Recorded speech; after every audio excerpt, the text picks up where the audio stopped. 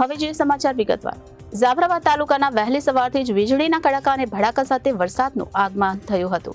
જાફરાબાદની મુખ્ય બજારોમાં નદીઓ વહેતી થઈ હતી અને વાવણી બાદ વરસાદ વરસતા જગતનો તાત ખુશ થયો હતો, જેથી કપાસ, મગફળી અને બાજરી સહિતના પાકોમાં ફાયદો થશે.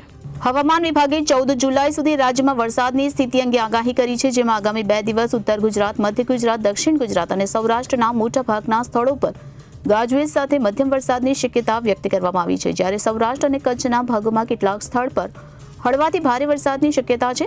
દક્ષિણ ગુજરાતમાં આજે અને અતિ ભારે વરસાદની શક્યતા છે. તો 10 જુલાઈથી 14 જુલાઈ દરમિયાન હળવાથી મધ્યમ વરસાદની આગાહી હવામાન વિભાગે કરી છે. આ ઉપરાંત દક્ષિણ ગુજરાતના માછીમારોને પણ દરિયો ન ખેડવા સૂચના આપવામાં આવી છે. ત્યારે અમરેલી જિલ્લાના જાફરાબાદ તાલુકામાં પણ થોડા દિવસના વિરામ બાદ આજે સવારના વરસાદનું આગમન થયું હતું. અમરેલીના જાફરાબાદ તાલુકાના ગ્રામ્ય વિસ્તારોના ખેડૂતોએ વાવણી કર્યા બાદ આજે કાચું સોનું વરસતા ખેડૂતોમાં ખુશીનો માહોલ જોવા મળ્યો હતો. જાફરાબાદની મુખ્ય બજારોમાં નદીઓ વહેતી થઈ હોય તેવા દ્રશ્યો જોવા મળ્યા હતા. જાફરાબાદ તાલુકામાં વહેલી સવારથી જ વીજળીના કડાકા અને ભડાકા સાથે વરસાદનું આગમન થયું હતું. તો વાવણી બાદ વરસાદ વરસતા જગતનો તાત ખુશ થયો હતો, જેથી કપાસ, મગફળી અને બાજરી સહિતના પાકોમાં ફાયદો થશે. Report Babubhai Vadhed, Janadesh news, Jafrabad, Amreli.